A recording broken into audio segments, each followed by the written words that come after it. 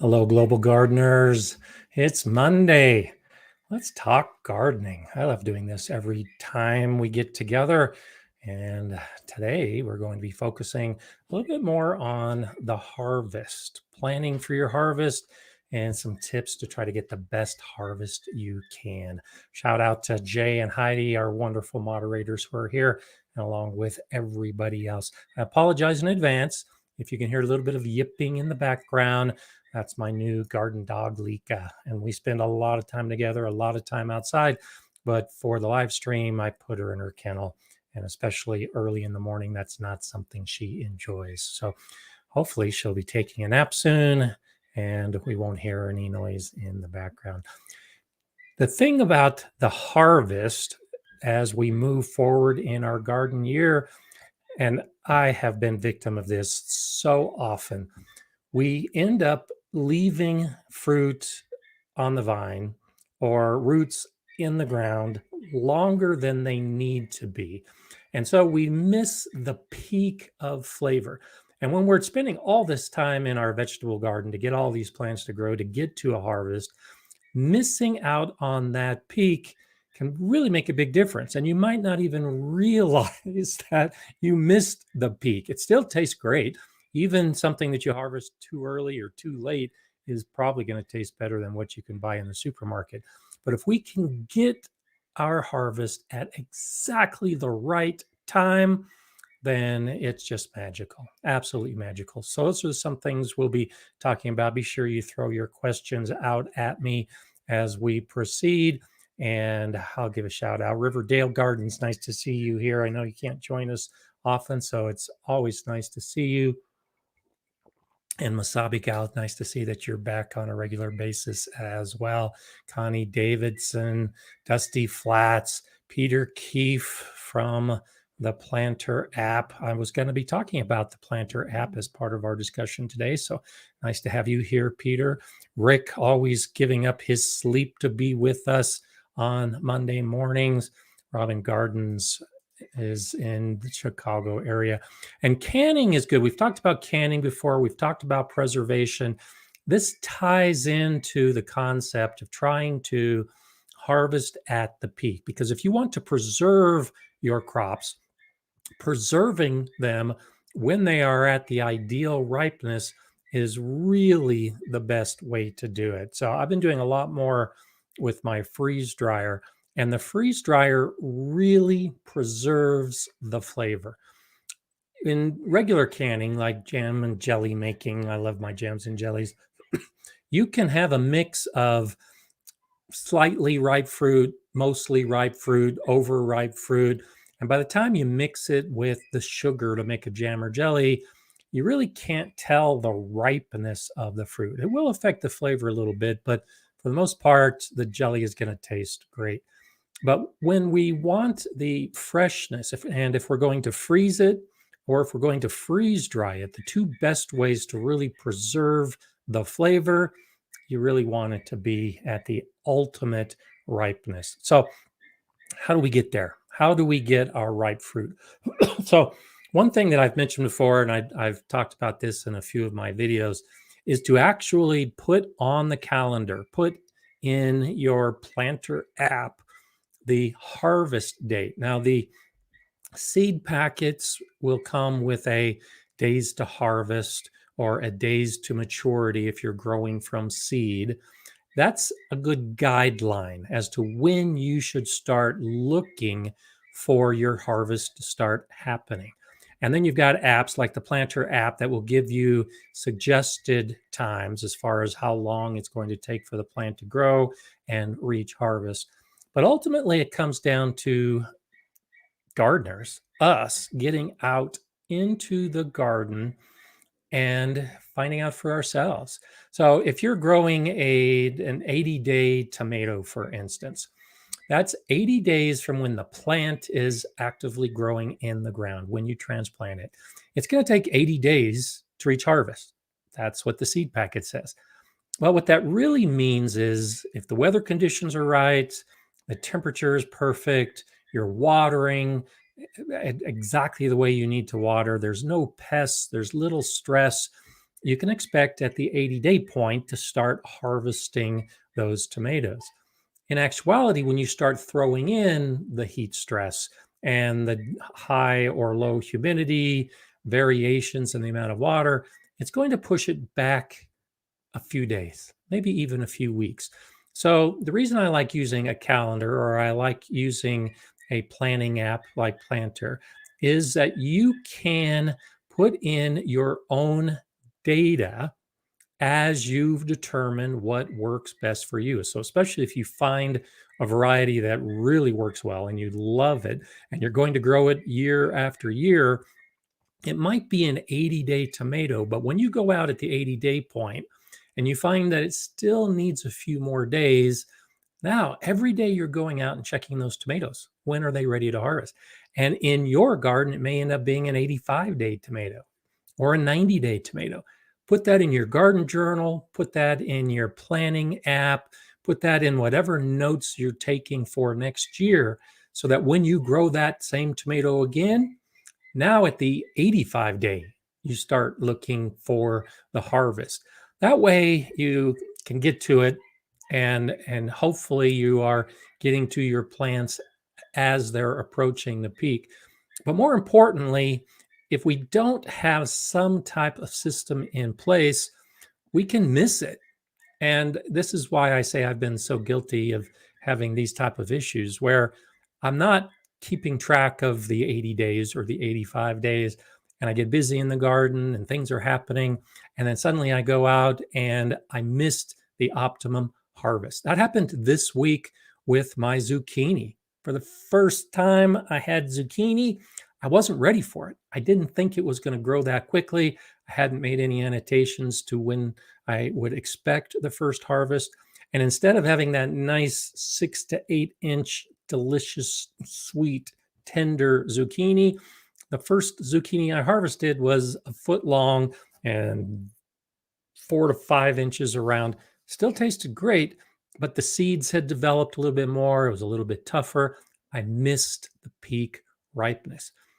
First time in the season for every plant, you're going to have that issue. Are you going to get it when it's just approaching the perfect ripeness? Or are you going to forget about it or not keep track of it? And now you go past the point of ripeness. Beyond that point, every day now I'm looking at my zucchini. I've got two beautiful 4 inch zucchinis on the plant right now. I'm hoping tomorrow I'll go out and they'll be in that 6 to 8 inch range. They grow pretty quickly.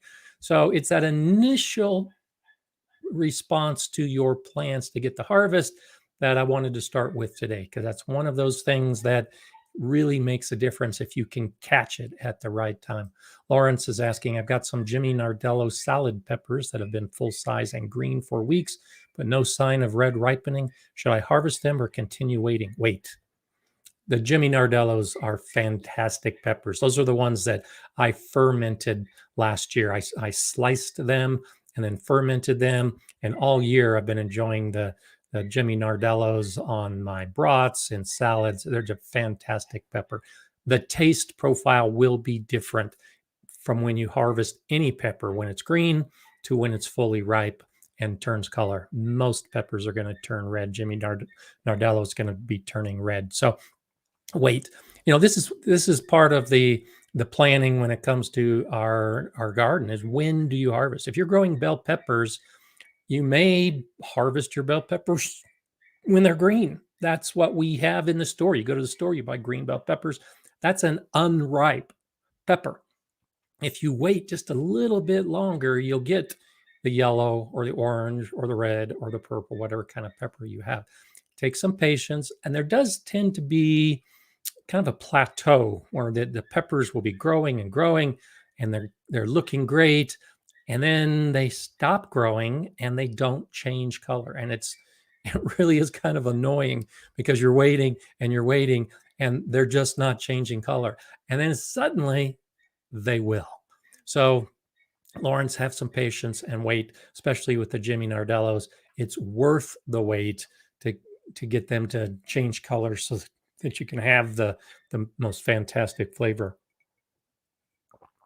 And it's not saying that you can't harvest your plants unripe. You can harvest tomatoes before they're fully ripe. The nice thing about tomatoes is once they blush, once they begin the color change, you can go ahead and harvest them and bring them inside, and they will continue to ripen on your kitchen counter.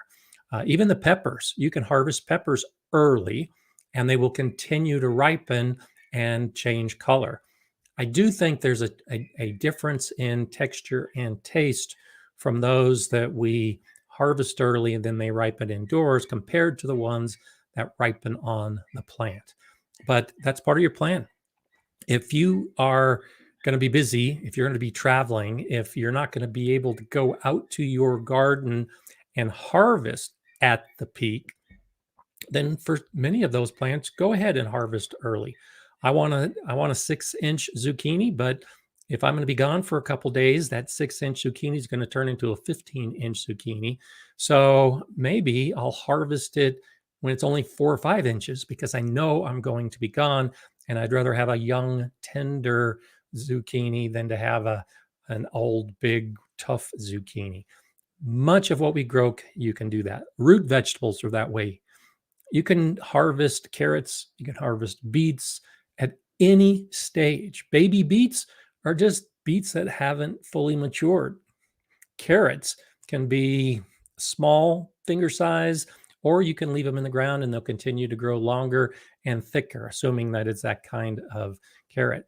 Know the varieties that you're growing and what they're going to turn into for the point of harvest, and recognize the ones that you can harvest early. Even the small carrots that are only going to grow 3 inches long, you can harvest them at the 2-inch point if that's what you want to do, and bring them in and cook them or use them in a salad, whatever it happens to be.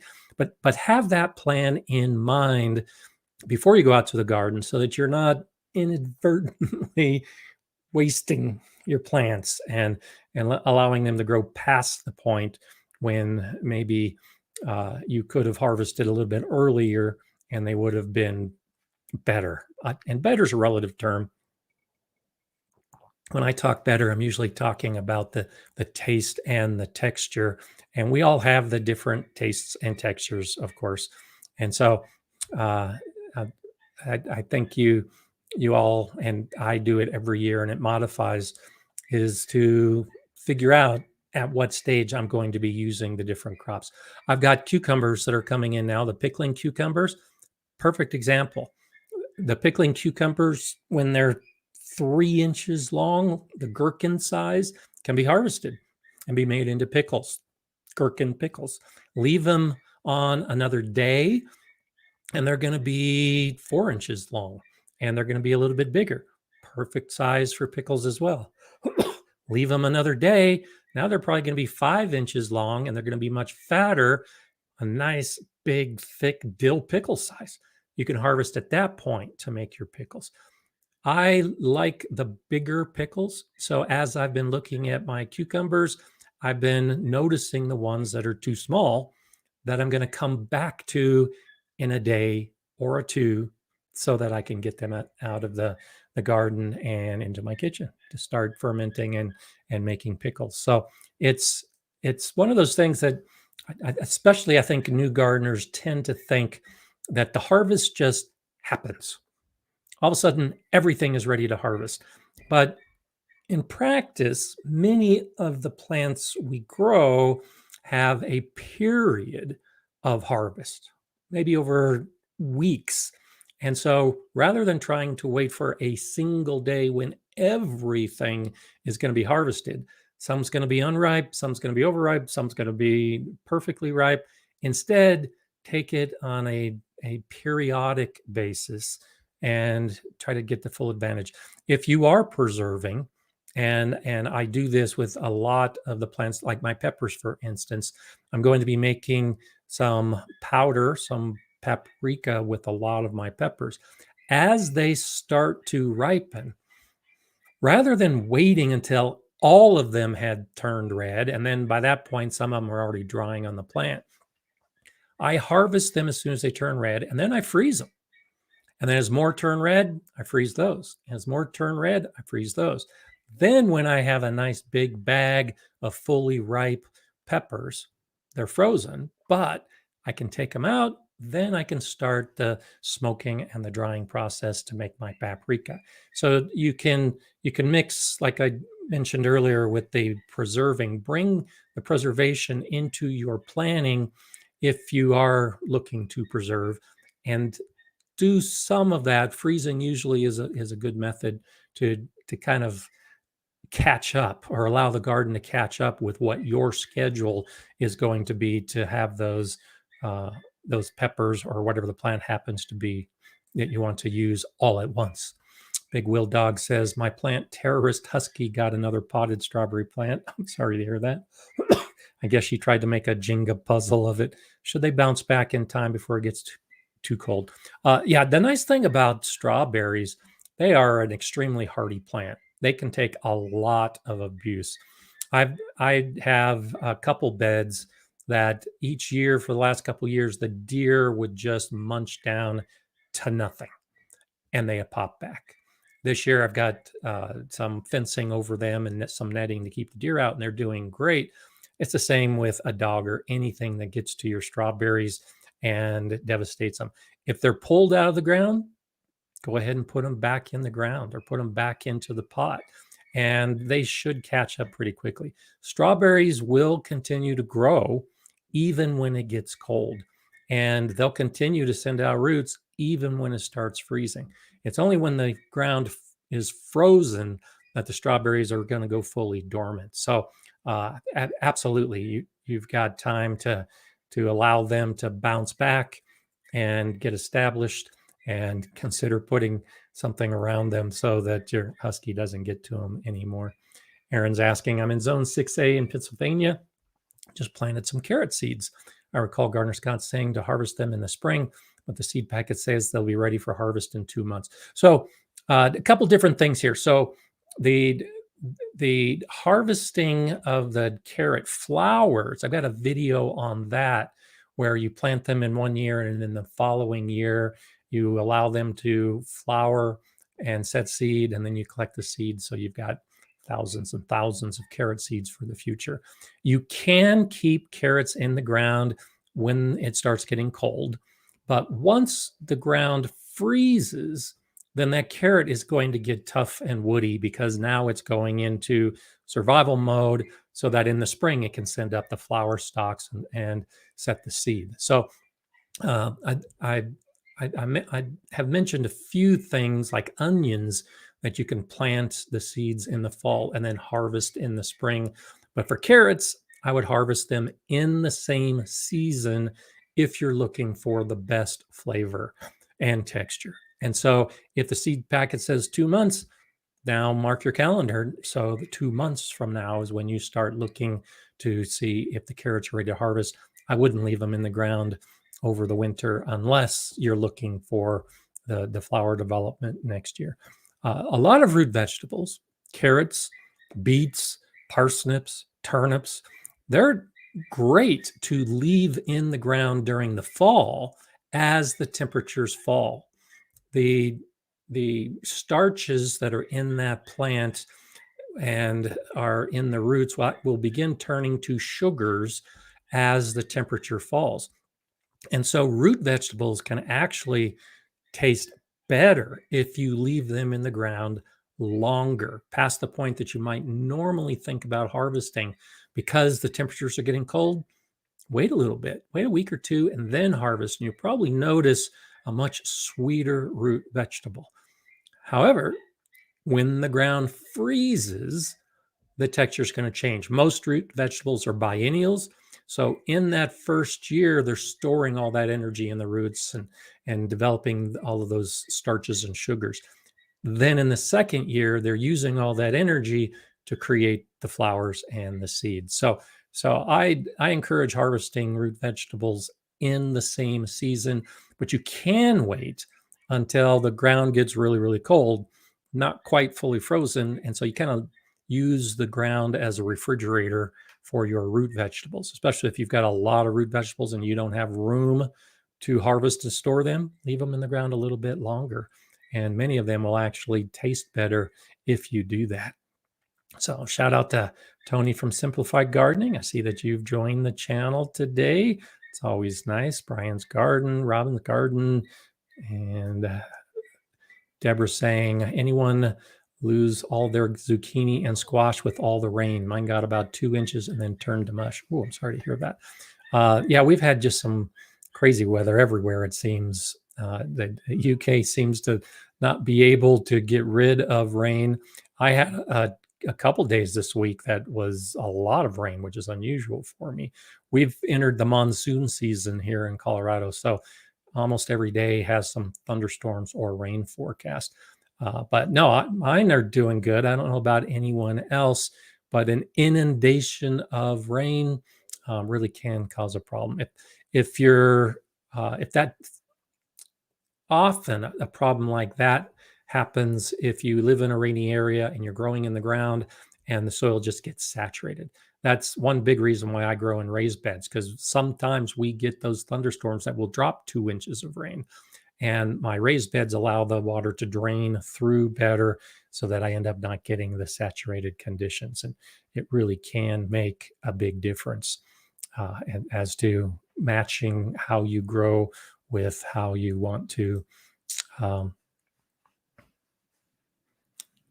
keep the plants from getting killed by a saturated soil, I guess is what I wanted to say. So Rick says, I hear people put tomatoes in the freezer till they have enough to process them for sauces. I did that last year. In fact, I still have some tomatoes in my freezer from last year. And I did the same thing. I grew a lot of paste tomatoes. And as the paste tomatoes were ripe, I harvested and put them in plastic bags and put them in the freezer until my freezer was filled with tomatoes. And then to make sauce, you can either pull it all out at once and make a whole bunch of sauce, or you pull them out 4 or 5 at a time to make smaller batches of sauce. So that's the approach I take, absolutely, is to put my tomatoes in the freezer and then pull out a handful to make enough sauce for spaghetti and a little bit of leftover for a second batch of spaghetti a week later. So that tends to be a nice, easy way to manage what you're growing and your harvest, and then what you're going to do with the harvest afterwards. Now, one thing I wanted to talk about, I'm scrolling through just to see if she's joined us yet, but I don't see it. In the Garden with Eli and Kate had a video this last week where they were pruning their tomatoes dramatically. Now, they live in Scotland. They have cooler conditions than many of us have right now. They've also had more rain than many of us have right now. And so their outdoor tomato growing season tends to be relatively short, especially towards the end of the season when the fruit is ripening. So as you start planning for your harvest, look into the future as to what the forecast is calling for and what your general weather pattern brings to your garden. And you might need to adjust how you deal with your plants. And so what Eli and Kate do, recognizing that in August, their season has about another month left, maybe a little bit more, but by the time September comes, they're done.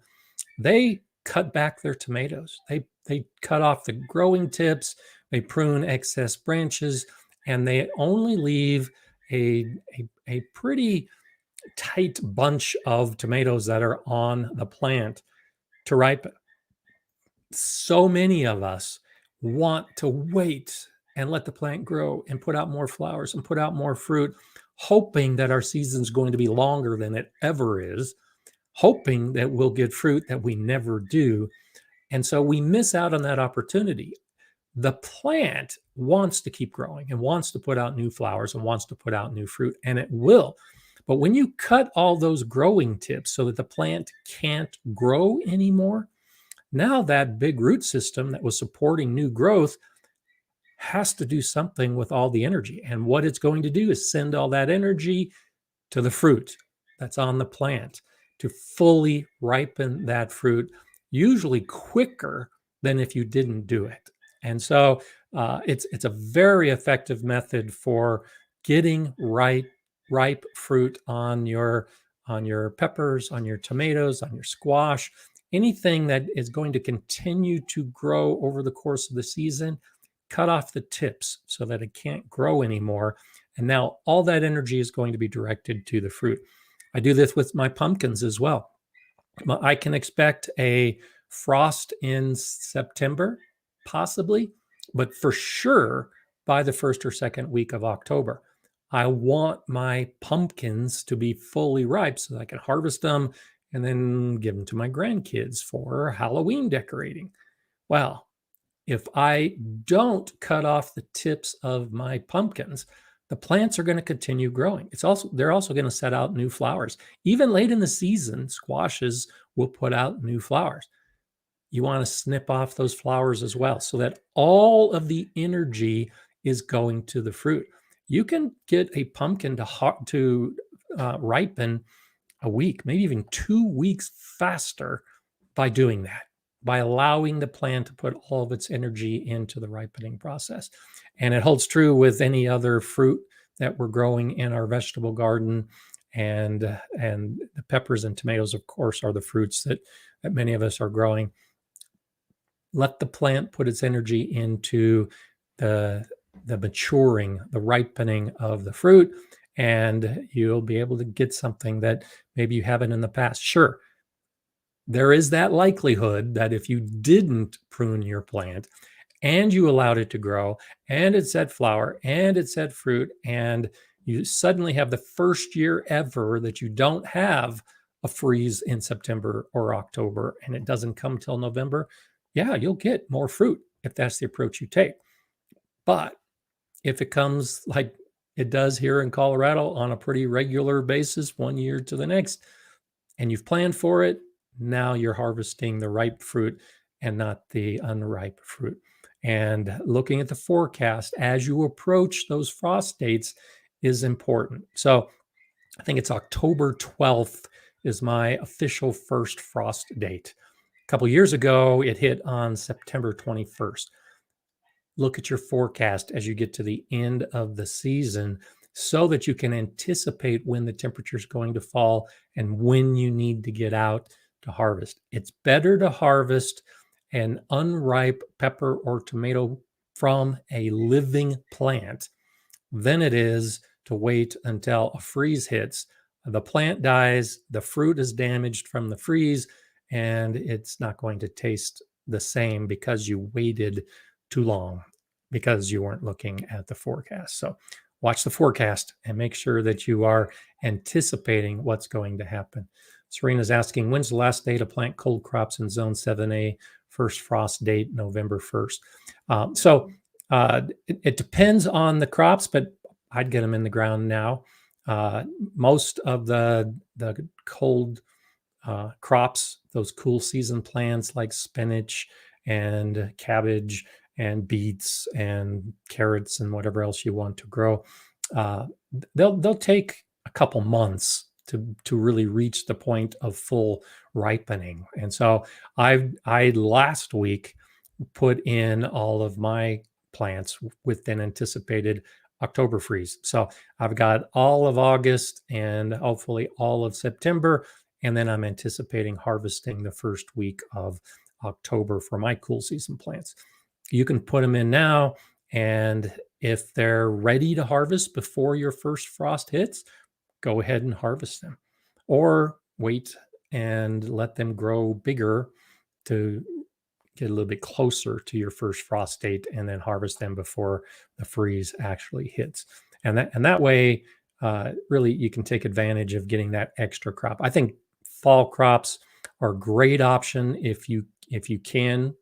And so this is a picture of my garden this morning, and you can see how wonderful my cucumbers are looking, and my peppers are underneath some shade cloth because we've had such hot days. But we also have thunderstorms with hail. There's hail forecast today, so I'm leaving the shade cloth on to protect those plants. But when you look in the far back, there's a bare bed right there, and I intentionally left that bed bare through the summer so that I could start the fall crops and have a late season.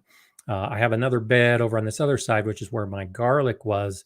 And typically, I will harvest my garlic, then use that bed for a fall crop. And I was going to use this bed for my garlic next year, but got a little antsy and decided to go ahead and use it for fall crops. And I'll probably use this cucumber bed for a garlic bed this year. So I switch it back and forth. It's not really crop rotation. It's just switching plants to different places just because I try different things. The garlic I grew in this bed where the cucumber is last year did terrible. But the garlic I grew in this other back bed this year did great. And so that's one reason why I move my crops around, is to try to find the best spot in my garden for the plants I grow on a regular basis. And then I can repeat them. And some of the best garlic I've had was in the same bed 3 years in a row. And it was a happy spot for the garlic. Had just the right amount of shade, just the right amount of sun, and everything worked great. So I continually do that, looking for all the other plants in my garden to hopefully find the best spot. The day may come when I can't do as much work as I'd like to do. And so when I've figured all of this out, the best spot for all the different plants, the best time for the harvest of all these different plants, now gardening becomes easy because the plan is the same from one year to the next. And, not to slight old people, because I'm an old person, but you see that a lot with gardeners who have been gardening for decades, is they find that happy spot. They find what works and what's easy. And then they keep doing that year after year because it's the least amount of effort and the biggest payback that they're going to get. I still have the energy to get out and try new varieties, try new methods, try new locations, so that when I get to that point that maybe I don't have the same energy level I do now, I can coast a little bit, put that plan in place, and then live out my truly golden years in the garden with minimal effort. The harvest is a big part of that as well. When you know what is in the ground and when it's going to produce for the harvest, you don't have to worry about it. You come back when it's ready and then you make the most of it. Skippy's saying, I have 3 cucumber plants that won't stop producing. That's good. They're out of control, and I've had enough pulling them today and putting in broccoli and cauliflower for fall. Excellent. And that's kind of what I'm talking about as well, is I'll grow my cucumbers until the point that there's either too many, and I had this problem, quote unquote, last year. I had so many cucumbers, I got tired of making pickles. And so then I put them in the freeze dryer. Cucumbers are actually really good in the freeze dryer. So over the course of the winter, I would pull out some freeze dried cucumbers to make cucumber water. If you never had cucumber water, it's delicious. But it reached a point that I was just up to my ears in cucumbers. And so when it's time to put the garlic in, that's why the cucumbers will probably come out, because I'll either be too tired of the cucumbers, or occasionally that's the time that they begin to fade and not produce as much, or powdery mildew might be setting in. So those are usually all happening at about the time that the garlic goes in the ground, and it kind of makes an easy decision as to which bed I'm going to put it into. Serena's wondering, does garlic need full sun? Yes, it does. All my garlic was quarter size or smaller at harvest time. It was in part shade, 6 hours afternoon before getting more sun after morning sun. So 6 hours of full direct sun is really ideal. And then beyond that, anything extra that it can get, it's really going to appreciate. So the 6 hours it was getting might not have been enough. And again, like I was talking about, trying to find the best spot for all the different plants. Next year, see if you can plant in a different location and see if you might have better results if you could have a spot that might actually get a little more sun for the garlic. They love the sun. Brian's Gardens asking, do you soak your garlic before planting? I soaked half my cloves in compost extract. There was a difference in the soak cloves. I don't.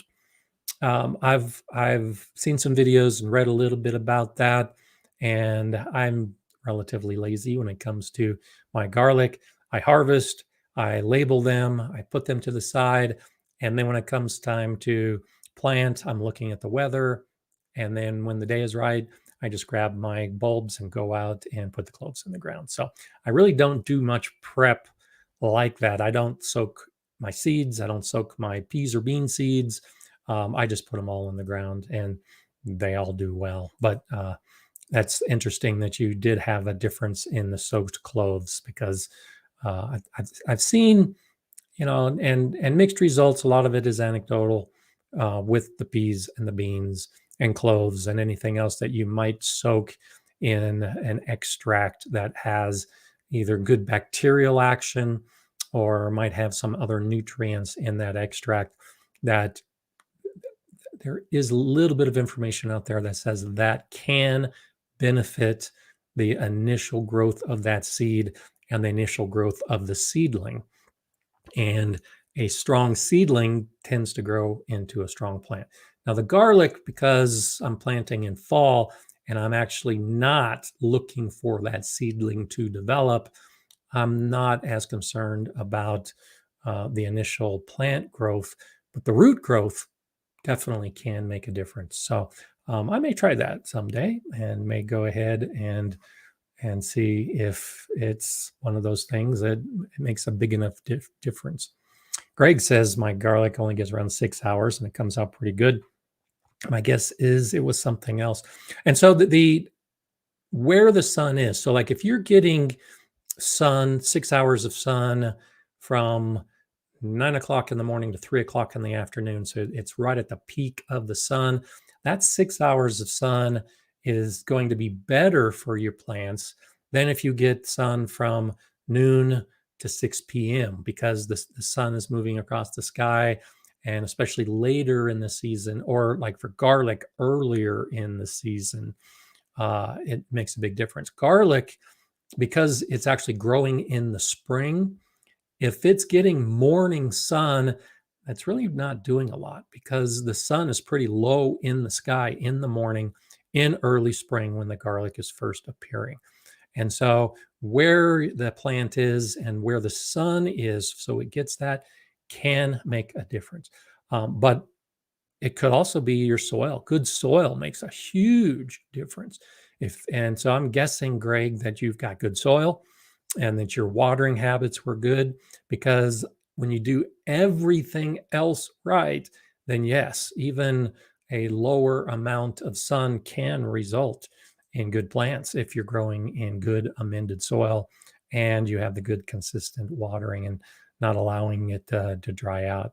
Absolutely makes a good difference. And so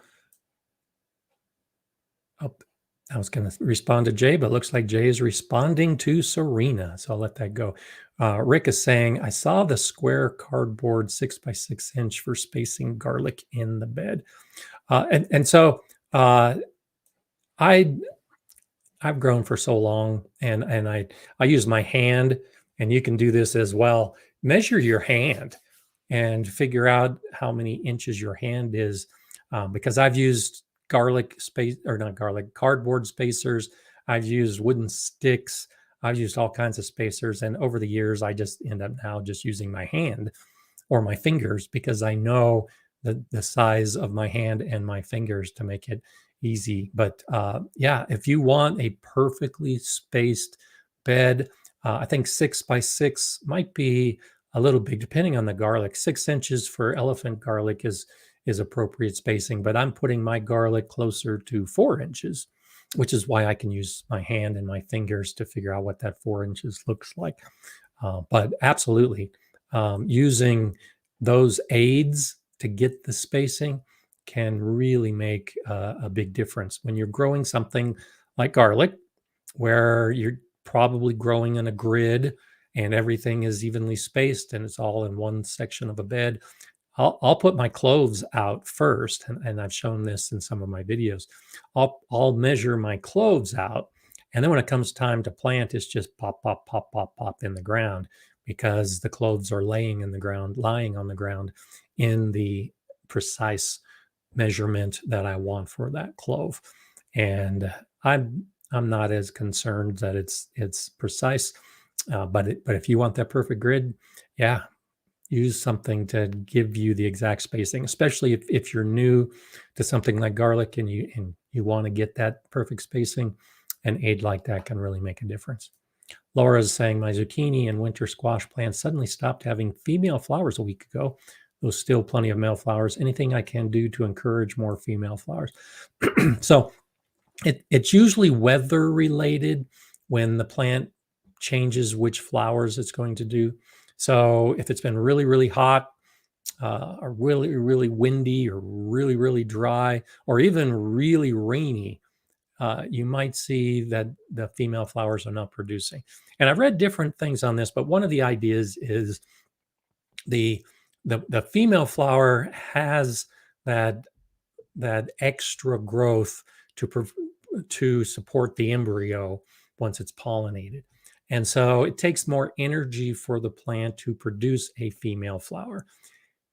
In those conditions where the flower is probably going to drop off because it's too hot, it's too dry, it's too wet, the plant will often kind of waste its time on the male flowers waiting so that the conditions improve for the female flowers. So if it's been really hot and if it's going to be continuing to be really hot, consider putting some shade cloth over it, help shade the plants. You might see an increase in female flowers, or just wait.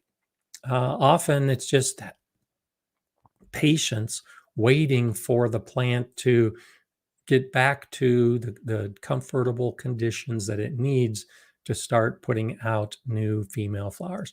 And squash plants in particular are just amazing for this because the plant will always have male flowers growing when it puts out female flowers.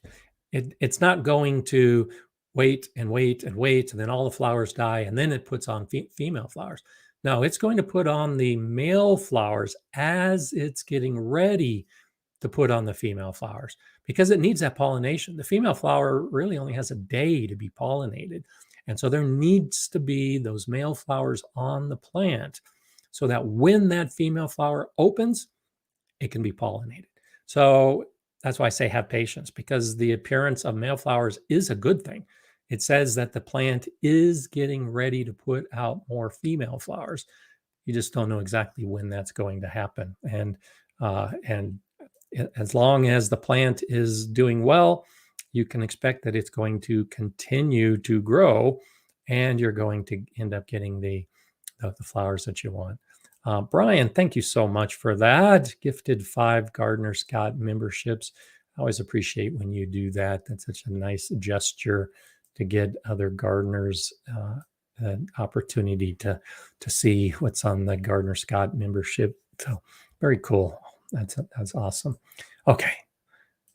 So when we talk about the harvest and our plants and reaching that point, one of those things, and it kind of ties in with the fall gardening and the cucumber discussion that I was just talking about, is waiting too long when you could have done something else. And what I mean by that is, particularly later in the season, there's less sunlight, it's cooler conditions, the plant is probably getting old, and some plants like cucumbers do get old in a single season, and there's a few more flowers, and the forecast is good enough that you want to wait. And I've done this. I've had cucumber plants in particular. I'll go out every day, water, check on it every day, because there's that one cucumber that still needs to develop on the plant. And so you're wasting so much energy on a single cucumber or a single squash or a single anything. When it gets to that point where the whole plant is just not producing like it was, and you're down to just like 1 or 2 left on the plant, it's okay to call it into it. It's okay to pull that plant and put in a fall crop, or just say that bed's done for the season and maybe put in some cover crops that are going to grow into the fall and then through the winter to help amend the soil, or just go ahead and amend the soil early. I've got a lot of beds, and it takes a while for me to amend everything. Now, it's not terrible. It's a couple days. I'll set aside 2 or 3 days in the fall to get all my beds amended. But if I can do it one at a time over a period of time, it's so much easier. And so rather than waiting and babying that plant to get that one final fruit, consider calling an end to the harvest. That's so hard to do because everything we've done in the garden is to get to that harvest, and you don't want to give up a single fruit. But sometimes it may work better for you as far as your schedule of chores in the garden if you just call an end to it and put that bed to rest with the cover crop, with a mulch, with compost, with a fall crop, whatever you plan to do with that bed. But it's okay to do that early, and it's okay to let your bed be done before all the other beds are done.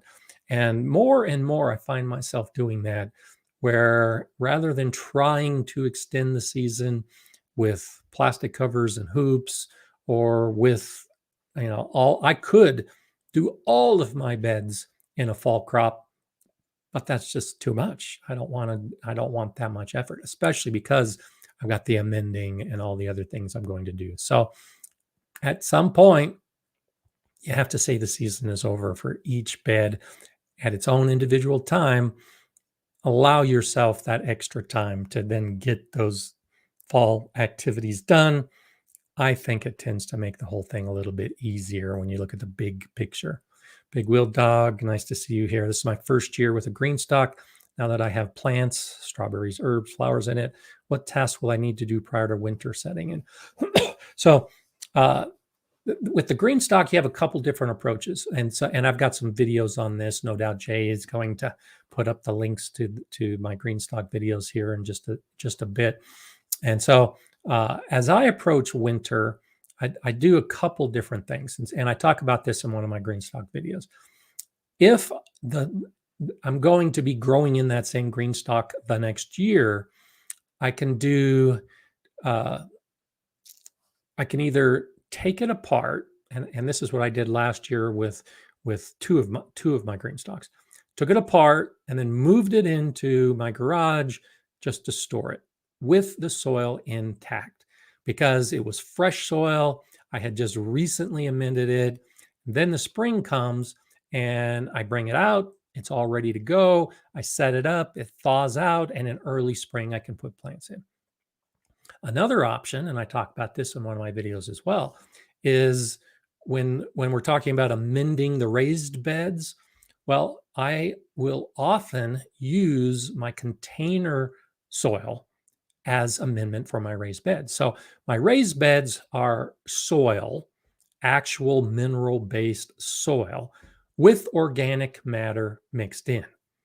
My green stock and grow bags and 5-gallon buckets, all my containers are organic matter only. It's a potting mix made up of compost and peat moss and all the other things that I put into my potting mixes. And so because it's completely organic material, I'll take my green stock, I'll pull off each level, and I'll pour that soil into my raised beds as an amendment. And then I'll store the green stock over the winter in my garage or shed, all stacked up with no soil in it. That works best. So I typically use my green stock soil on a 2-year cycle. And that's what I mentioned in the green stock video. So I either amend it and revitalize it. I have a video on revitalizing soil, and I show how I do that in my green stock. So in the second year, I basically start fresh, but I'll take the old soil, but I'll add new organic matter in about a 50-50 blend, and then I'll fill the green stock again. And so I've got 4 green stocks. So generally on that 2-year cycle, 2 of my green stalks are being emptied into my raised beds for amending those beds. The other 2 green stalks are being overwintered with the soil in it. And then come springtime, I'll dump the soil from those green stalks, add new organic matter to essentially double how much soil I have. And now I take that double amount of soil and refill the green stalks for another 2-year cycle. So that's generally an approach I take. You could just amend it every single year, revitalize it every single year. You could go in a 3-year cycle. I don't use as many fertilizers. And so that's why I like having fresh compost and nutrients in my potting mix on a more regular basis. The other thing you can do, especially with the strawberries, if I forget what zone you're in, but for zone 7 as a minimum, it works better in zone 8. You can overwinter your strawberries and they should come back in the spring. My zone 5 garden, I can't keep the strawberries alive in my green stalks. So I treat everything growing in my green stalk as an annual. But if you get a cover, and Greenstock sells the frost covers that you can put over your Greenstock, I've got those covers. And for many of the plants, extending the season to get a little bit extra growth, you can use a frost cover to help keep it warm.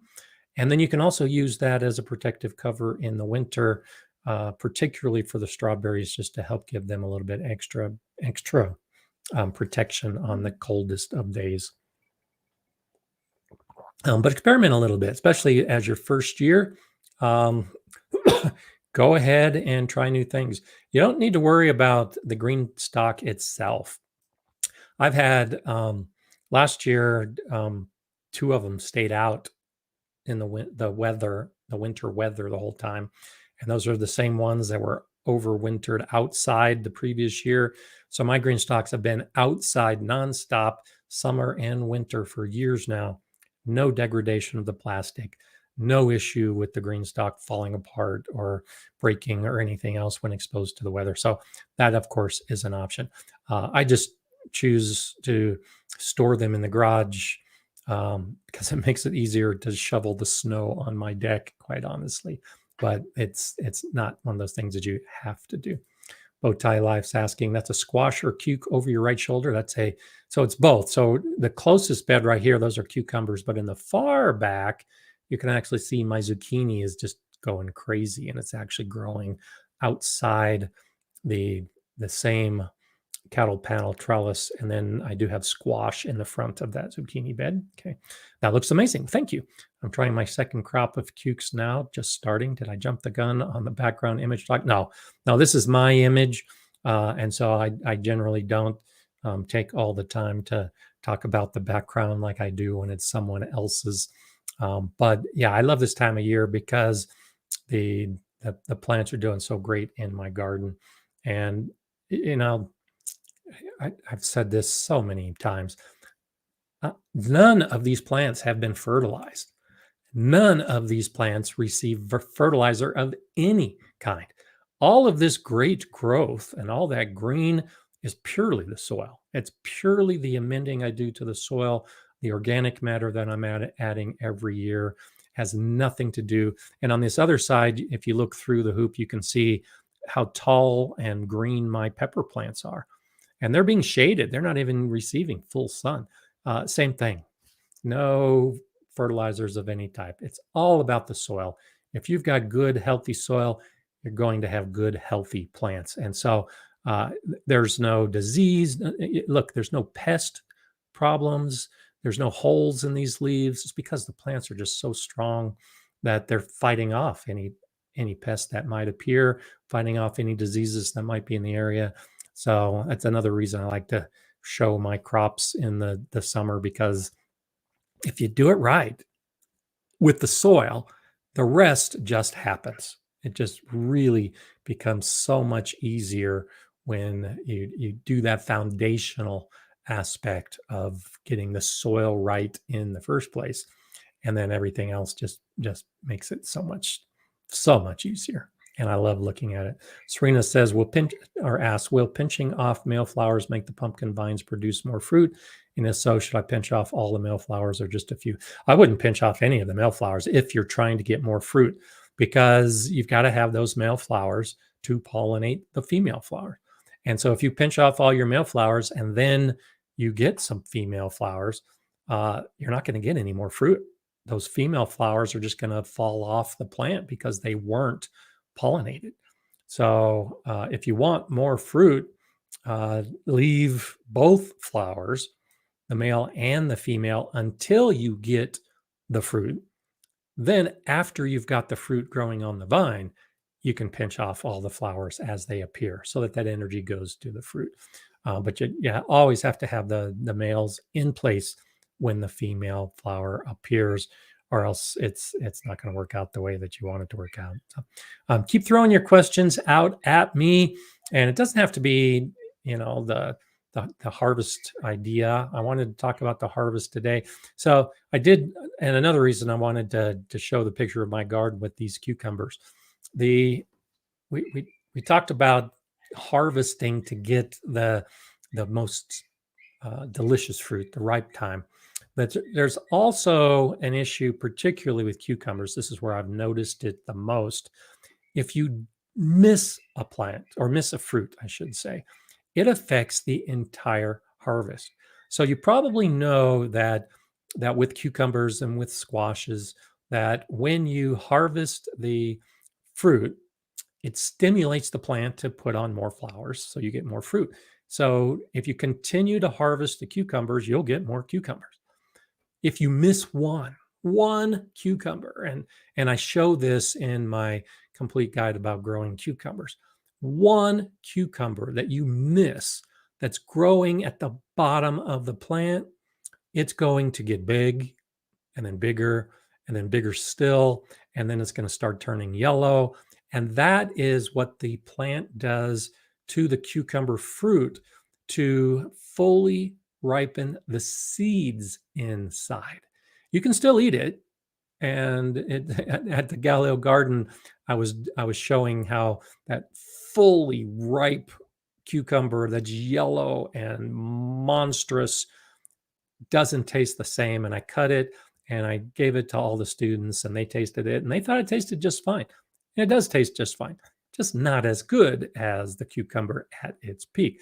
But when the plant does that, when it starts sending all of its energy into that fruit to ripen the seeds, it's done. Its whole job is complete. And so it's going to stop sending out all those regular flowers. It's going to stop ripening all the rest of the fruit. It'll happen, but you're just not going to get the numbers of cucumbers on a plant when one is allowed to fully ripen. So make sure when you've got a bed like I do that is filled with cucumber plants, that you're digging inside, that you are looking all the way down to the bottom, that you're looking under all of the leaves to make sure that you get every single cucumber, so that the plant doesn't go into, hey, I'm finished. I made seeds. I'm done. And then ends its life with a much slower profile of flowers and fruit. Makes a huge difference. And it still happens because I like growing a lot of cucumbers in a single bed. If I notice that a plant just isn't producing as much as it should, I spend extra time getting down, and inevitably I find that old cucumber buried at the bottom, and the plant is telling me I'm not going to be growing a lot more because my whole job is to produce seeds. And now that I produce seeds, I don't need to worry about producing more fruit. So keep that in mind, and hopefully it's one of those things that you'll notice a difference if you can keep harvesting and maintain the continual harvest that leads to more harvest. And I think that's mostly what we're looking for. Robin Gardens is asking, have a load of celery this year. Good for you. I love that. I've made dehydrated powder to add to cooking and cream of celery soup for the freezer. Any other preservation ideas? Great ways to do that. The thing about the celeries is it doesn't freeze well. And so freezing is not a preferred method unless you're going to freeze it in like a soup, a condensed soup mix that you're just going to add water to later on. I like the powder idea, and so those would be or I would say the powder would be one of the things that I would recommend. But then also think about how you use your celery. And so I did this, it's been a while ago now, but I love gumbo. I love my Louisiana gumbo. And anytime I make red beans and rice or gumbo, it uses the Holy Trinity. And the Holy Trinity, when you're talking about Cajun cooking, is celery and green pepper and onion. And so if you make Cajun food, you can essentially have that trinity ready to go. So chop up some celery, chop up some pepper, chop up some onion in whatever amount that your recipe calls for, and then freeze it. That way, it doesn't matter when the celery thaws out and is kind of mushy, because you're going to be cooking it anyway as flavoring for a gumbo. So I've only done that once, but now that I think about it, I should probably do that more often, because now when it comes time for you to make your Cajun food, you just pull out that, and the recipe I have is generally a cup of pepper, a cup of celery, and a cup of onion. So get yourself a 4-cup jar and cut all those and put them in the jar or put them in a bag. And then when it comes time to cook, just pull it all out. And it's basically like a mirepoix. It's already cut up, ready to go. And you just throw it into your pot to to start cooking after you've made your roux, and you've got some delicious Cajun food. So I would consider, that's one of those things about preservation methods that I mention occasionally, and I talk about it in some of my videos. But we look at the primary methods that we're going to preserve our food: freezing, canning, dehydrating, and now I add freeze drying to that mix. And so those are the primary methods that we're using or preserving our harvest. But you can take it another step. Think about how you plan to use the preserved crops and tie that into your menu, and take the raw ingredients, mix them all together, and freeze them or dehydrate them or freeze dry them or can them all as one group. And then when it comes time to use them in a recipe, they're all ready to go. So think about that as an option. And yeah, Rick says vacuum sealing is a good alternative for the freezer. Absolutely. And so I'll typically just use a gallon bag and put it in the freezer. But if you've got a vacuum sealer, it will definitely extend the life in the freezer. So absolutely get that. I've got a vacuum sealer. That's one of those things where I'm in the process, I get it going, I put it in the bag, I put it in the freezer, and then I think, I should have brought out my vacuum sealer and do it. But it's just, I don't have my vacuum sealer on my counter to remind myself to do that as often as I probably should. I think that's a big difference. So if you're regularly vacuum sealing, take all of your harvest, put them in the vacuum sealer, and go for it. And I think that's one of those things that is a way to preserve, and it's also a way for easy cooking. You don't have to do all the prep when it comes time to cook, because you already did it a month or two or more ahead of time. Jen's asking, what other vegetables generally don't freeze well? Any general thoughts on how long things can stay on the counter or in the fridge, or a suggested resource? So the USDA actually has a preservation site, and you can find all kinds of information on the food preservation section of the USDA website. Most things will freeze, but right off the bat, think about what you buy in the store frozen. Excuse me. And that will give you an idea of what you can freeze. So, for instance, lettuce does not freeze well at all, but spinach does. Cabbage, depending on the cabbage, kind of falls into a medium category. Some cabbage won't freeze well, some cabbage will. The root vegetables all will freeze well, but the greens of those root vegetables are also kind of iffy. So, uh, like chard, for instance, the leaves and the stems of chard will actually freeze pretty well. Uh, Turnips, yes and no, depending on the size of the leaf. So if you're eating the leaves of the root vegetables, you can try freezing and maybe have some success. But the root itself is going to freeze quite well. Most of the fruits that we have in the garden, the tomatoes, the peppers, those are going to freeze very well. But the ones that are filled with water, like the squashes, the summer squashes that tend to be a little more tender and might be a little bit softer, might not freeze as well. But the more dense squashes, like a zucchini, will freeze pretty well. Pumpkin can freeze pretty well. Melons, again, loaded with water, mixed results with how well the melon's going to freeze. It'll freeze fine, but when it thaws, and that's the issue with a lot of these when I say they don't freeze well, when they thaw, they just get really mushy. And so if you're freezing a melon for the purpose of juicing it, then yeah, go ahead and freeze it, because when it thaws and it's all mushy, it doesn't really matter. You're just using the juice. If you're trying to freeze a melon because you like melon balls as a snack, those melon balls are just going to be mush when they thaw out. So those are some of the considerations as to what will freeze and what won't. Generally, the guideline is 6 months. Now, this is one of those things that, like I said earlier, I've got tomatoes that have been in my freezer for a year.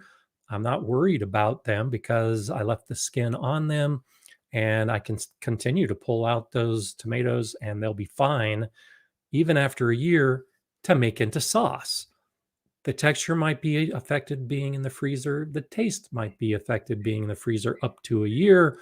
But if you're going to be mixing it and cooking it, or mixing it with herbs and other ingredients and then cooking it, I'm not as worried about the texture and the loss of a little bit of flavor. So those are some general guidelines. The idea of vacuum sealing, you can get longer storage. So generally, and I think this is what you'll see in the USDA website, freeze up to 6 months, a vacuum sealer up to a year. But if you're okay going beyond that point, go beyond that point. The biggest issue is freezer burn and the change in the flavor and the texture. And if you're okay with that, then I've, like many people, I've got a big freezer and I always find things in the back of the freezer that I forgot I had. And there's stuff that I eat that's 2 years old. It's been in the freezer for 2 years old. It hasn't gone bad. It just isn't as good as it was when it was fresh. So totally up to you, but those are the basic guidelines. Wasabi Gal saying this isn't about harvest directly, but what are some good sturdy plant tags folks like to reuse? Good question. And I've actually been working on this video for way too long. And I just keep shooting more. I had my granddaughters come in and help me make some plant tags. One of the things I like to do, so my granddaughters love lemonade and they love the frozen lemonade. So whenever they come to visit, I always make sure I have a jug of the lemonade made from the frozen concentrate.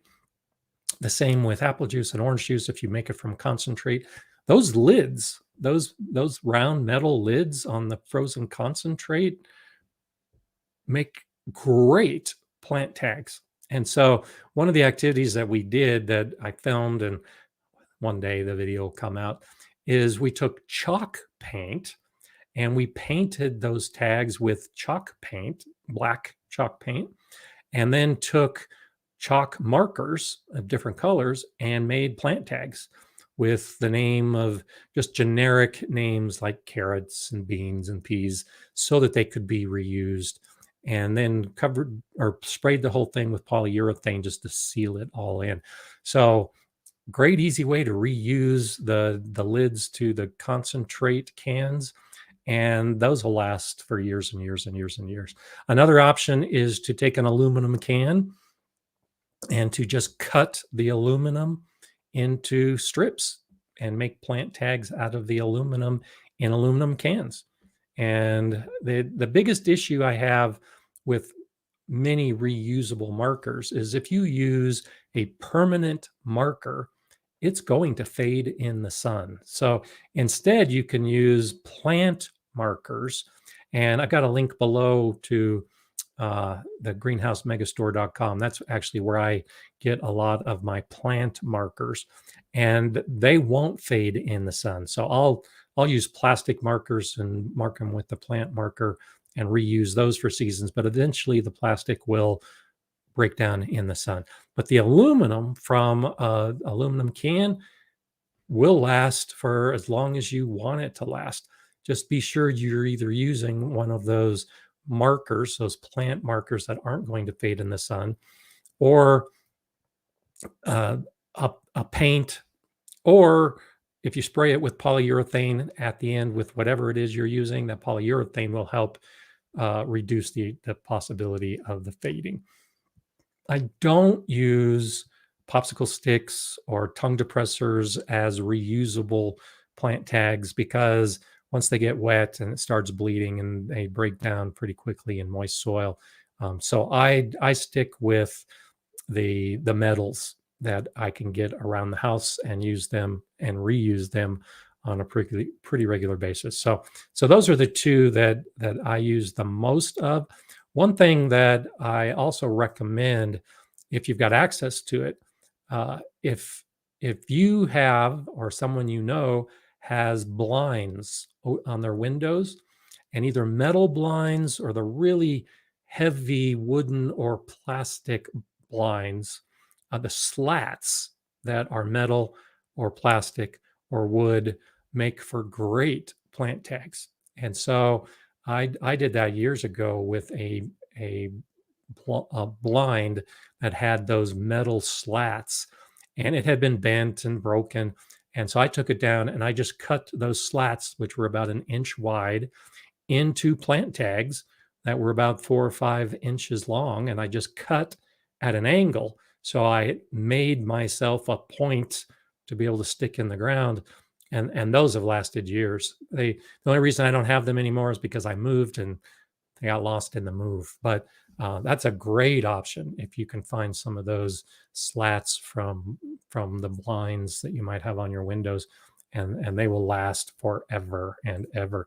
Bowtie Life says the white jugs my Blue Diamond Almond Breeze almond milk comes in is highly UV stable. I've been cutting those up and reusing them for years. That's good to know because I had tried using the jugs, the milk jugs, just the regular milk jugs, and they broke down pretty quickly, or quicker than I would have liked. I think they only lasted a couple of years. But thank you for that. The blue or the white plastic of the Blue Diamond almond milk is an option, and it's the UV stability is a big factor. That's why I like that metal that's going to hold up to the wood. But cool. I drink almond milk, and I may end up having to get a jug so I can try that out for myself and add it to my video. So always good to see some of these suggestions. Llama Llama is saying, I embrace the lessons I learn, and it's a very interesting part of gardening for me. It's inadvertently taught me a lot about life. And I know that's in response to CV, but I wanted to share that idea about learning from the lessons that you have in your life. So gardening, I think, just teaches us so much about life in general, particularly when you're asking these kind of questions and I answer and I say, have patience, wait, and it's going to work out. That's one of the best lessons for life in general. When things don't seem to be working, is just have patience and wait. And it's always going to change. Hopefully, it changes for the better. You can do things to help change it for the better. But gardening has just taught me so much about patience and also recognizing that when things go wrong, it's not the end of the world. There's another season, there's another year, there's another opportunity. And gardening just tells us so much about ourselves when we can take the time to just slow down a little bit and enjoy our gardening and learn the lessons that the garden is trying to teach us. The garden is trying to teach us all the time. It's just a question of whether we are willing to listen to our garden and learn from our garden. Jay is asking, I have overgrown, large but not sprouted rhubarb. Is it okay to use? Any tips? Yeah, it's okay to use. So rhubarb, I've got rhubarb exactly the same way right now. Rhubarb will often give you two harvests. It'll give you that early spring harvest and it can give you a fall harvest. Perfectly good to use in both cases. The difference is that the spring rhubarb generally is going to be more tender. It often has a sweeter flavor depending on the variety of rhubarb you grow. And the fall rhubarb tends to be a little denser, maybe even stringier. So depending on how you're going to use it, when I make rhubarb jelly, and I'll use my steam juicer to juice the rhubarb, I'll do that in fall, and I'll harvest those late rhubarb stalks, and I'll juice them, and I'm not worried about the stringiness or the toughness of the rhubarb. But if I'm making a rhubarb compote or a pie or something where I want the rhubarb to be a little more tender, then that's more of a spring activity to use the rhubarb for that. So perfectly okay to use, but those are the tips I would use is I would offer, depending on how you use it, will make the difference. You can continue to use it the same way, both spring and fall, but just recognize it might be a little bit different if you're used to the early harvest and now the late harvest just doesn't give you the same results. It's because the plant is older and more grizzled and tougher, and that's why the texture tends to be a little bit different. But nothing wrong with the plant itself. And this is another one of those harvest ideas that rhubarb is a good example. It can handle some cold, but when it gets to the end of the season and freezes, all of those leaves are going to fall off. And then next year, it's going to sprout all new leaves. So if you've got a rhubarb plant and it's got a bunch of leaves on it, go ahead and harvest it because all those leaves are going to be lost in the winter anyway. And then experiment a little bit with making jelly or making, if you've ever had rhubarb ice cream, pretty tasty. So yeah, use the end of the season with those plants. The chard is a good example of that. Even the spinaches and cabbages that can handle cold weather. At some point, it's just going to get too cold, and those leaves are going to be frozen and lost. So better to harvest at some point and use them in some way than to be lost in the garden. And at that point, they just become part of the compost. Not a bad thing. I do that a lot with my plants where I don't have a use for them, or I've already used more than I need. And so I'll leave it on the plant so that it freezes and dies and becomes part of the compost pile. So a couple different options. Outlier Gardener, thank you for that. Another great live. Appreciate it. And that is for everyone as well. Yeah, I appreciate everything that's happening in the conversation, all the chat going back and forth, and always nice to have you here. Thank you for that donation. I do appreciate it. CV saying, just closing the loop on the question I asked a few weeks ago, RE diatomaceous earth for flea beetles. It worked in my case. Good. Yeah, we had talked about diatomaceous earth as an option. I think in that same discussion, we were talking about neem oil and beneficial insects and all kinds of things. Diatomaceous earth is amazing. And if you are looking for a homework assignment this week and you're not familiar with diatomaceous earth, look into it. It's really cool. Diatomaceous earth comes from diomes, and diomes are the fossilized skeletons of microscopic creatures. And when you look at them under the microscope, you can see that it's basically a whole bunch of very jagged edges. When you apply diatomaceous earth, it feels soft in our fingers. But at that microscopic level, it's like razor blades. So when you put it on your plants, those small insects like the flea beetles, it basically just rips them apart. It's like they're trying to crawl over a barbed wire fence and it just rips them apart. So it's crazy how effective it is and how we can use it and touch it and not be cut at all. And thank you for that. I'm glad to hear that it worked. The diatomaceous earth can be used on all kinds of the crawling insects on your leaves that you want to rip their guts out. Go ahead and put diatomaceous earth on the leaves, and you can definitely see that. Jay has a fact sheet on the diatomaceous earth, so appreciate that. Always nice to see an education source and a fact sheet from a university. Those are the ones I prefer to as well. And Heidi has a good point. Make sure you wear a fine particle mask when using diatomaceous earth. It can irritate your lungs. Yeah. It's because it's so small and because they're razor sharp particles, you don't want to breathe them in because when they get into your lungs, they're going to rip apart your lungs. So absolutely use it in a way that you're not breathing it in.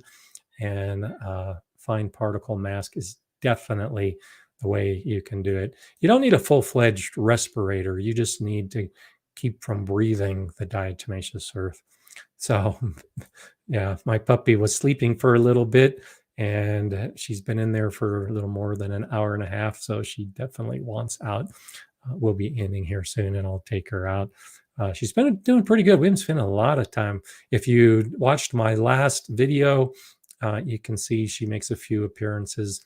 And in the video I've got coming out this week, she, I think, makes a few more appearances. And so kind of like Mala, she's always around when I'm in the garden. And it's just a question of whether they make it onto film or not when I'm releasing a video. So it's always nice to have dogs in the garden. And most of the time I've been gardening, I've had 2 dogs, but in much of the last decade, it's always been 1, just because of the cycle of when we lose one and then we gain another one. And so anticipating that I still have many years left, I want to be in the garden. That's why I decided to get Lika, my new puppy, so that I could have the 2. Mala's still pretty young and we should have a lot of years together in the garden. So always a lot of fun. Brian is saying you need some variety on your sunflowers. There's some fun varieties. Yeah, absolutely. So in my front yard, I like to grow the mammoth sunflowers, the ones with the huge heads. I like to grow the ones that are in browns and reds, multicolored.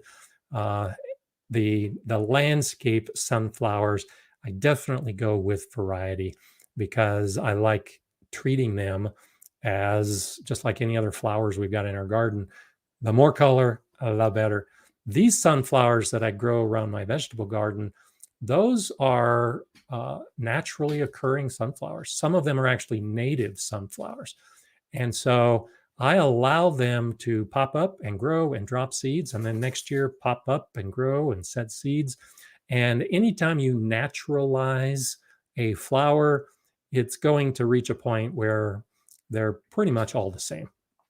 And so if you look close, there are 2 different types. So I've got this taller sunflower, and then I actually have a smaller sunflower. So in the back here, there's actually 2 different types of sunflowers I have growing in my back garden section. And because I've got variety in other places, That's I just have the naturalized look in my backyard, and this is what I like. But you are absolutely right, Brian. There are some fun varieties. I did that at the Galileo School Garden too. We were growing, and I'd let the students often decide which sunflowers we would grow. And so we would have the short 2 to 3 feet tall sunflowers all the way up to the 10 feet tall sunflowers, big heads, little heads, reds, browns, yellows. So many wonderful options. Sunflower is just such a great plant. And then the food, that's another aspect when you're dealing with sunflowers, is they'll all produce seeds, but not all the seeds are the big edible seeds. And so I've grown in the other section and back by my bird feeder, I allow some of the black sunflower seeds, black oil sunflower seeds have fallen to the ground, and I've let those grow because they'll produce an edible seed, but it's edible for the birds. And so I leave all my sunflowers up over the course of the winter so the birds eat all the seeds. But when you grow, if you've ever grown one of those big heads with the big sunflower seeds, like we all know when we buy a bag of sunflower seeds to eat, yeah, grow those. That's a fantastic way, especially for kids, to grow the big sunflowers. Then you harvest them and then you roast them and you salt them. Oh, fantastic, fantastic option to grow your sunflowers. So I love sunflowers. Dusty says, I wish the sunflowers didn't cross. I did have the giant ones return and a multi-head that is better than last year by far. Yeah, and that's why I say when you naturalize, it tends to end up being the same sunflower because they will cross-pollinate, and then you'll get a hybrid, and then over the course of a couple of years, you lose whatever the initial sunflowers were that you were hoping to grow because of that whole hybridization process. The option is to just keep getting new seeds each year and keep growing the ones you want to grow each year, and not saving the seeds to drop and give you another season, or not saving the seeds that might be hybrids that are going to give you a different kind of flower completely. And gardens happen. I've been wanting to do this. In fact, last year I had planned to do it this year when I was choosing my sunflowers, and I didn't do it for this year. So maybe I'll do it next year as part of what Gardens Happen is saying. The immature sunflower heads can be cooked and eaten like artichoke, but you have to get them at just the right time or they get bitter. And so what I've been wanting to do is exactly that. I've been wanting to make a video for years to grow those big sunflower heads and to cook them and eat them and show you how to do that and how to pick it at the right time. I just keep forgetting, and I always miss the opportunity. And so I end up saving the seeds either for myself or for the birds. But yeah, absolutely great suggestion. And it tends to work better with the bigger. It's like an artichoke. A bigger artichoke gives you more to eat than a smaller artichoke. It's the same with the sunflower heads. A big sunflower head gives you a lot more to eat than a small sunflower head. But great idea. Maybe I'll do that next year. Keep your fingers crossed. Wish me luck. Yankee Sister Homestead, always nice to see you. Enjoying peace while listening on vacation glamping. Awesome. Peace be with you all. Peace be with you. Have a fantastic vacation. That is so awesome to just be enjoying yourself, and glamping is a fantastic option. I'm assuming you've found some nice spot in New England that you can get out and enjoy the outdoors. And anytime you go glamping, I hope you have a nice fire. I love sitting outside with a fire and enjoying the stars and the silence, and maybe even listening to Gardner Scott occasionally. That's a great option for a vacation, of course. So, and thank you for that, Jay. We made a grilled sunflower head and have no regrets. I'll have to. I like Taste of Home. I used to subscribe to Taste of Home magazine on a pretty regular basis, but I don't do it as much anymore. But I love Taste of Home and what they do. So I will have to click on that as soon as we finish here and get some ideas. Serena's saying, what do you do with your abundant harvest when you run out of canning and freezer space? So like I talked earlier, when I've had too much, and I've done all the preservation that I want, that's when I call it an end to the season. That's when I pull the plants, I throw them in the compost, I am in my beds, and I call an end to it. But I have quite a bit of freezer space. Most of what I'm doing now is canning and freeze drying and dehydrating. And so all you need is an extra shelf to throw more jars, or particularly with the freeze drying, you can throw them into Mylar vacuum sealed bags. They'll last for decades and they don't take up much space at all. So I'm not that worried about the space when I'm doing the freeze drying. It's more the jams and jellies and the canning. And much of what I do, I give away at Christmas time. And so I'll have, last year, I had, I think, 4 cases of jams and jellies that I had in a closet downstairs waiting for Christmas. And by the time Christmas came, I only had a couple jars left for myself because I give it away to family and friends. So for temporary storage, there's always a closet, there's always a shelf, there's always some place to put it. For long-term storage, that's part of the planning with your harvest, is coming up with the strategy for your preservation so that when it's done, you have a place to put it so that you can then use it from that point forward.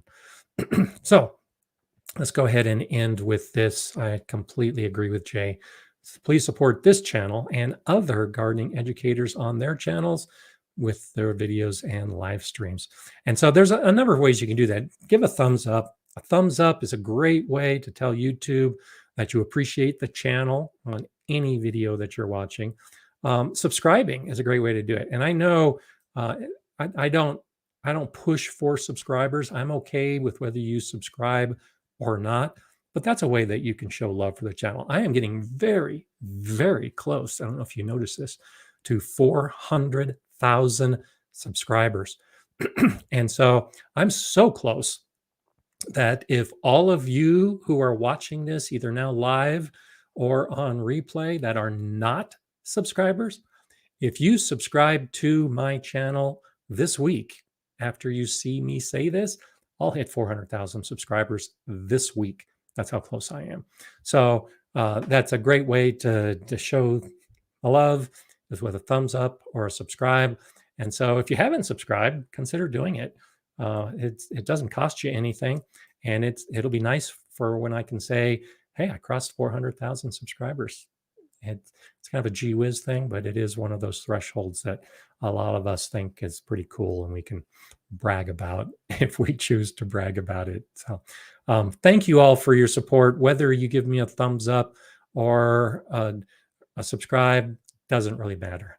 I love having you here. I love the opportunity to get together on Mondays and have our gardening chats. And you can believe that I'll be back next week to do it all over again. Thank you all so much. I hope you have a great gardening week. I'm going to rescue my dogs, go outside, get in the garden, and I hope to have a great week myself. We'll see you next Monday. And of course, enjoy.